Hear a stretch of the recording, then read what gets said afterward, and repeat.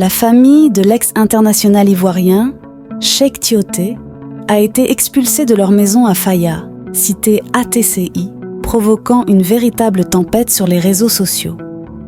Tous les détails de cette affaire dans cette vidéo sur Infobuzz, restez donc connectés. Dans un reportage du vendredi 2 août 2024, réalisé par le créateur de contenu Stony, les membres de la famille du défunt joueur ont exprimé leur frustration face à cette situation. Selon eux, c'est la veuve de Cheikh Tioté, Mada, qui serait responsable de cette expulsion après avoir vendu la maison à une tierce personne, désormais propriétaire du bien. Une autre version des faits, racontée par l'une des sœurs de Tioté, suggère que la veuve a prétendu que la maison était hypothéquée. Elle vendait les maisons de notre frère Cheikh. Nous, la famille, ne nous sommes jamais impliqués dans cette affaire de partage d'héritage. C'est elle qui a tout pris. Notre frère avait un immeuble R+4 à Abata avec près de 20 appartements et elle a tout pris. Nous ne lui avons jamais demandé un seul franc depuis la mort de notre frère, mais cette seule maison qu'il nous avait offerte gratuitement, elle veut nous l'arracher aussi, a déclaré l'un des frères de Cheikh Tioté.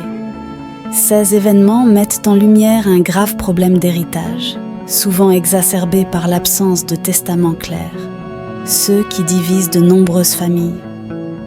Cependant, Cissé Sékou, ex-international ivoirien et ami de Tioté, a également réagi vivement après l'expulsion de la famille.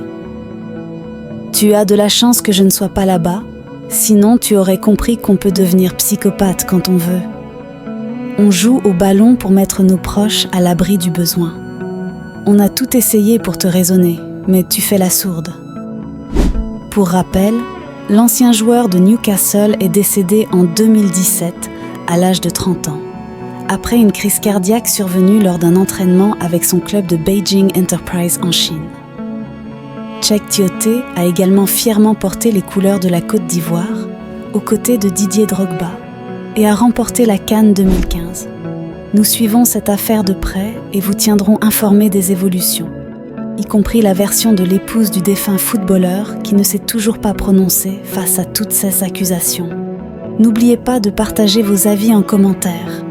À très bientôt sur Infobuzz pour d'autres histoires passionnantes.